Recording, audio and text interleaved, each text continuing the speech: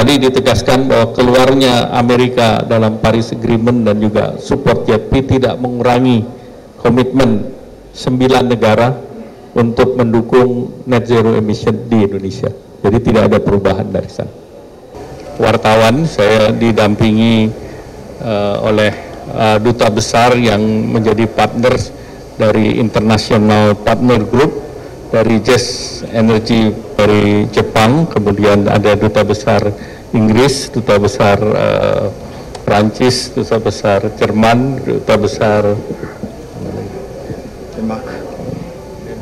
Denmark, dan Norwegia, dan Italia dan Kanada. Jadi ada 9 partner daripada JETP, dan pada pertemuan ini adalah komitmen dari Jerman dan Jepang untuk tetap menjadi co-lead daripada JETP, walaupun Amerika mengundurkan diri. Jadi ini komitmen untuk JETP dilanjutkan, dan targetnya adalah untuk mendukung transisi energi di Indonesia menuju net zero emission di tahun 2060 atau lebih cepat, dan juga organisasi internasional salah satu juga yang mendukung adalah GFANZ, dan juga dari World Bank, dan dari tadi belum saya sebut dari EU tetap berkomitmen. Nah, Indonesia tetap menetapkan target 31,89% secara mandiri hingga 43% apabila mendapatkan dukungan finansial internasional di tahun 2030. Nah, untuk mencapai target tersebut, pemerintah telah membentuk Satuan Tugas Transisi Energi dan Ekonomi Hijau berdasarkan keputusan tahun 141/2025.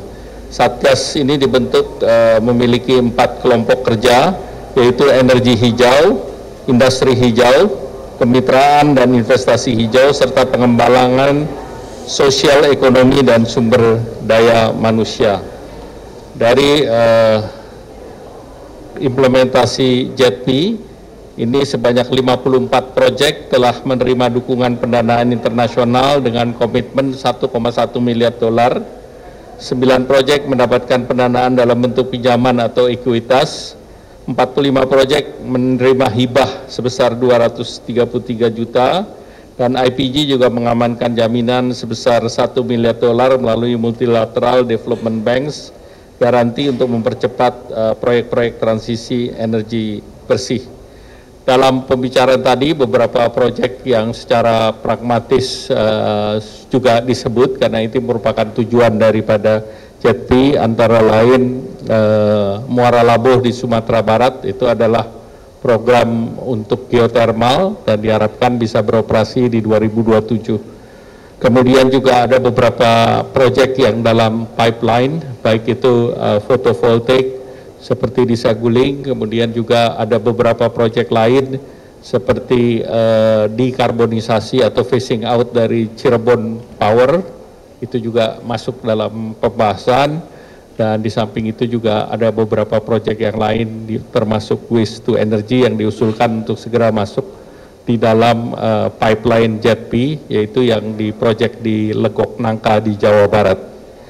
Selanjutnya pemerintah akan terus melakukan koordinasi antar kementerian, kemudian juga diharapkan pencairan daripada financing berbagai moda ini bisa terus didorong, dan pemerintah melakukan pantauan dan evaluasi berbasis digital, dan para stakeholder bisa mengakses, dan secara berkala akan dilakukan koordinasi. Selanjutnya saya mohon Excellency. Right. Yeah.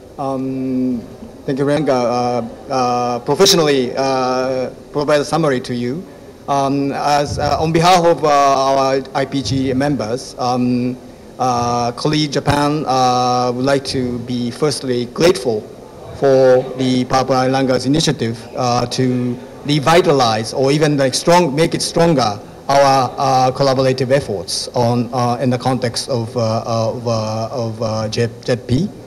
And also, we expressed our strong commitment in terms of remaining engaged and then also positively collaborating with the Indonesian government to make the energy transition successful for the future of Indonesians. Thank you very much. Thank you. Any question? Berubah. Ini untuk koordinasi antar kementerian terkait. Karena ini ya. Satgasnya di bawah Kemenko Perekonomian ya Pak. Dipimpin oleh Pak Menko. Oh baik. Pertanyaan yang kedua Pak, dengan sekarang Jepang dan Jerman ya Pak yang memimpin JETP Indonesia, apakah ada perubahan Pak terhadap rencana funding yang sebelumnya sudah disepakati kan 20 billion USD ya Pak? Tidak ada perubahan. Berarti masih sesuai ya Pak untuk funding komitmennya sebesar itu secara total? Ya. Terima kasih Pak. Baik, ada pertanyaan kemudian dirasakan, itu yang pertama. Terus yang kedua, apa yang ditawarkan teman-teman dari Jepang, dari Jerman, dari Denmark, dari Prancis kepada Indonesia sehingga ini. Jadi tadi ditegaskan bahwa keluarnya Amerika dalam Paris Agreement dan juga support JETP tidak mengurangi komitmen 9 negara untuk mendukung net zero emission di Indonesia. Jadi tidak ada perubahan dari sana. Yang ditawarkan Bapak dari... Ya tentu semua ada financing package berbagai macam, tetapi tergantung daripada proyek tersebut. Contoh dong Bapak, apa kira-kira dari Jepang, apa dari Denmark? Contohnya kan Muara Labuh, itu sudah dibahas dalam pertemuan Pak Presiden Prabowo dan Prime Minister Ishiba, dan ini proyek yang ongoing dan diharapkan bisa selesai 2027. Salah satu proyek juga decarbonization of Cirebon atau phasing out. Nah itu juga ada keterlibatan dari ASEAN Development Bank. Kemudian ada photovoltaic project baik di Saguling maupun di Cirata. Jadi itu semua on the pipeline. Ya, baik, terima kasih. Wassalamualaikum warahmatullahi wabarakatuh.